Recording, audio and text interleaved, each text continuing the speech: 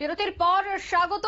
দিল্লির দিকে প্রত্যেকেরই নজর রয়েছে, কারণ বনবাসের পর, দীর্ঘ বনবাসের পর কিন্তু আবারও দিল্লিতে ফিরে আসছে বিজেপি। 27 বছর পর দিল্লিতে আবারও ফিরে এলো গেরুয়া শিবির।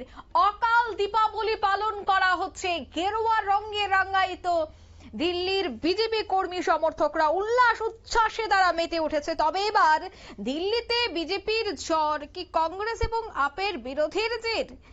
উমর আব্দুল্লাহর তীর্যককে কিন্তু এমনটাই ইঙ্গিত রয়েছে।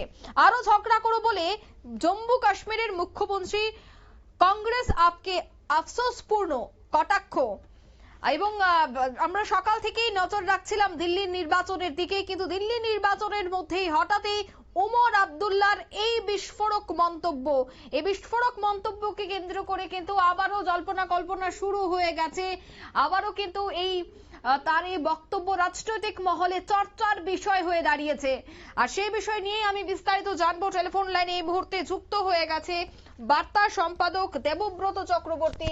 দেবব্রত দা, কিভাবে দেখছো বিষয়টা? দেখো, সকাল থেকেই কিন্তু গোটা দেশের নজর ছিল দিল্লির বিধানসভা নির্বাচনের ভোট গণনার দিকে। মোট আসন সংখ্যা 70 এবং ম্যাজিক ফিগার হচ্ছে তোমার 36 তথা 36। আর বর্তমানে যে ট্রেন্ড তাতে কিন্তু পরিষ্কার যে 27 বছর পর ফের দিল্লির মসনদে, দিল্লি বিধানসভার মসনদে যেতে বসতে চলেছে তোমার বিজেপির এই সফলতায় কিন্তু ইতিমধ্যে বিজেপির যে নেতা কর্মী সমর্থকদের মধ্যে একটা উৎসাহের বাতাবরণ তৈরি হয়েছে। পাশাপাশি রাজনৈতিক বিশেষজ্ঞরা মনে করছেন যে এই বিজেপির উত্থান দিল্লিতে, বিশেষ করে দিল্লি বিধানসভা নির্বাচনে বিজেপির এই উত্থান, এই ভোটের আগে কংগ্রেস এবং আপের মধ্যে যে ঝগড়া, যে মতানৈক্য, এই মতানৈক্যের যে ভোট কাটাকাটির বিষয়টি এই ক্ষেত্রে উঠে এসেছে, এর জন্যই কিন্তু তোমার বেরিয়ে যাচ্ছে বিজেপি। এর মধ্যে আরো ঝগড়া করো বলে আপ কংগ্রেসকে দুষলেন তোমার কাশ্মীরের মুখ্যমন্ত্রী উমর আব্দুল্লাহ। তবে এই ব্যাপারে কিন্তু জেতানোর দায় আমাদের নয় বলেছে হাত শিবির। 27 বছর পরে বিজেপির দিল্লির তথ্যে প্রত্যাবর্তনের অন্যতম ফ্যাক্টর হয়ে উঠেছে কংগ্রেস। আপাতত যে ট্রেন্ড তাতে পদ্ম শিবিরই সরকার গড়তে চলেছে বলে মনে করা হচ্ছে। আর সেক্ষেত্রে আপ কংগ্রেসের মধ্যে বিবাদী একটা বড় কারণ হয়ে উঠছে। এমনই খোঁচা জম্মু কাশ্মীরের প্রাক্তন মুখ্যমন্ত্রী এবং বর্তমানে যিনি আবারও সেই তখ্তে বসেছেন উমর আব্দুল্লাহ, তা কিন্তু তিনি অভিমত ব্যক্ত করেছেন। তিনি হ্যান্ডেলে লিখেছেন, আরো ঝগড়া করে নিজেদের মধ্যে একে অপরকে শেষ করে দাও। ভাইরাল হয়ে গেছে এই পোস্টটি। অনেকেই মনে করছেন কংগ্রেস ও আপ যদি একসঙ্গে লড়াই করত তাহলে এই পরিস্থিতি তৈরি হতো না।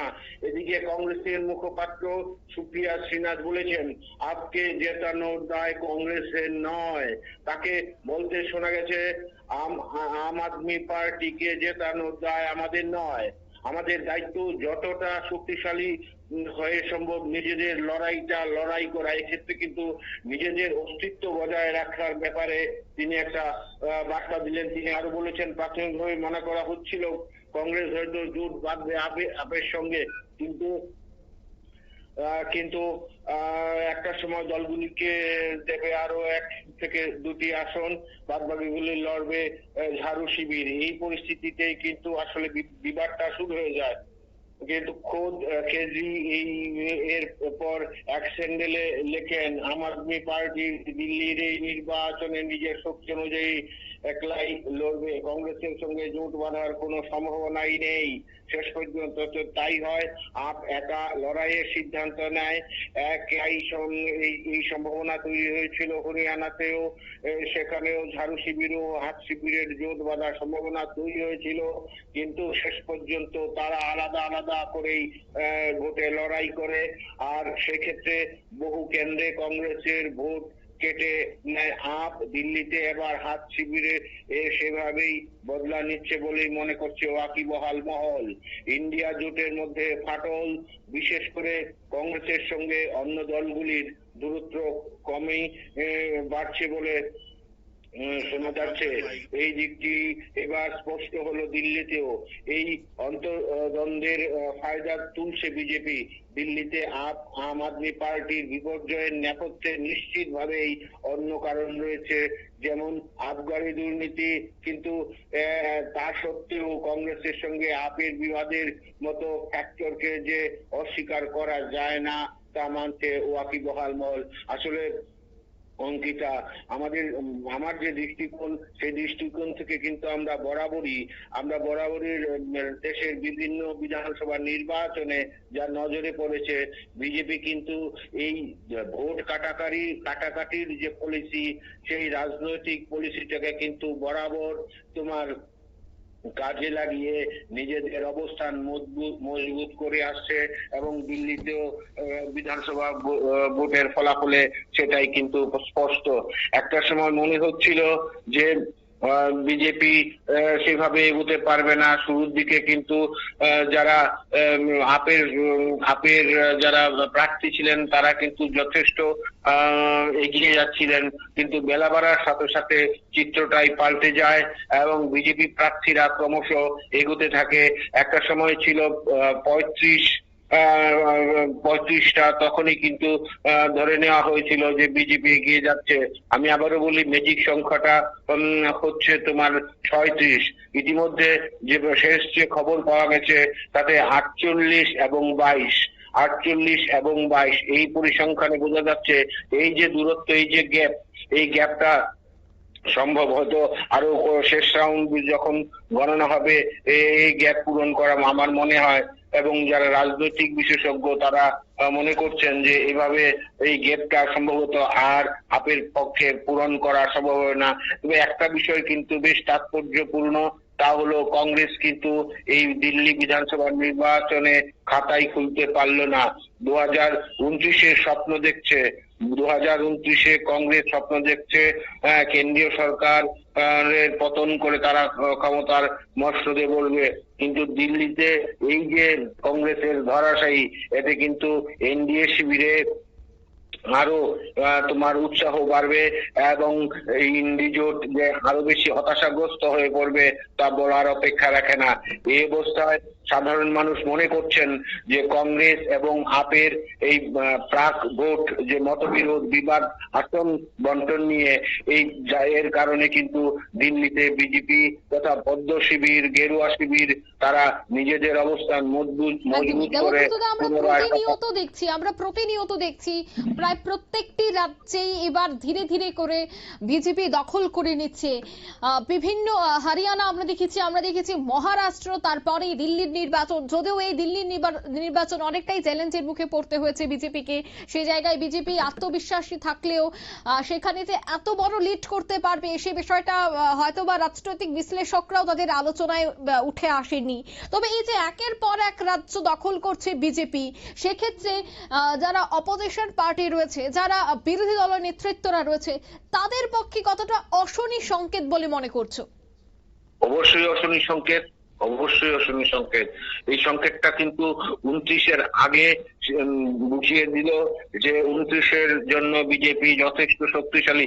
একটা কথা কি জানো, বিজেপির যারা সংগঠক আছেন, বিজেপি তো একটু ভিন্ন ধরনের একটা দল। বিজেপির যারা সংগঠন আছেন তারা কিন্তু যেদিন কোনো ভোটের বিধানসভা হোক বা তোমার লোকসভা হোক, যেদিন তোমার এই ভোটের ফলাফল ঘোষণা হয় এরপর দিন থেকেই কিন্তু তারা সাংগঠনিক কাজকর্মে মনোযোগ দেন, কি করে সংগঠনটাকে সাজাতে হয়। আমরা যদি ত্রিপুরার কথা বলি, ঠিক তাই। 2023 নির্বাচনের পর কিন্তু স্থানীয় নেতৃত্ব ঘোষণা দিয়েছিলেন দল পুনরায় বিধানসভায় ক্ষমতায় সীন হয়েছে, কিন্তু বসে থাকলে চলবে না, ফের তারা কিন্তু সেই বার্তা দিয়ে সাংগঠনিক প্রক্রিয়ায় সাংগঠনিক কর্মকাণ্ডে নেমে পড়েছে। আরেকটা যে বিষয় বলছিলাম যে তারা যেভাবে বিভিন্ন রাজ্য দখল করছে তাদের কিন্তু প্রসেস একটাই, তারা কিন্তু বরাবর বিরোধী দলের ভোটগুলো ভাগ করার পন্থা নিয়ে তাদের নিজেদের অবস্থান মজবুত করছে। যে কথাটা বলছিলাম ত্রিপুরার 23-এর বিধানসভা নির্বাচন, এই ক্ষেত্রেও কিন্তু একই কৌশল অবলম্বন করেছে বিজেপি।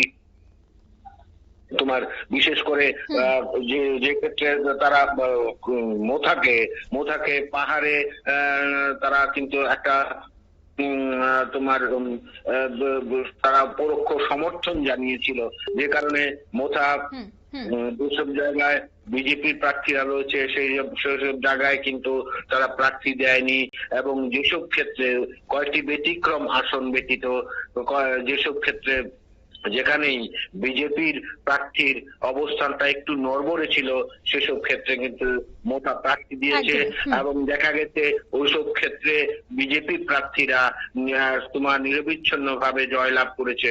এবার ঠিক সেই কাজটাই কিন্তু তোমার দিল্লিতে বিজেপি করেছে। হ্যাঁ, সেই ক্ষেত্রে অবশ্যই বলতে হয় যে কংগ্রেস এবং আপের মধ্যে যে মতবিরোধ তা উস্কে দিয়ে বিজেপি আবার 27 বছর পর পুনরায় দিল্লির বিধানসভা নির্বাচনে জয়ী হওয়ার পথে অঙ্কিতা।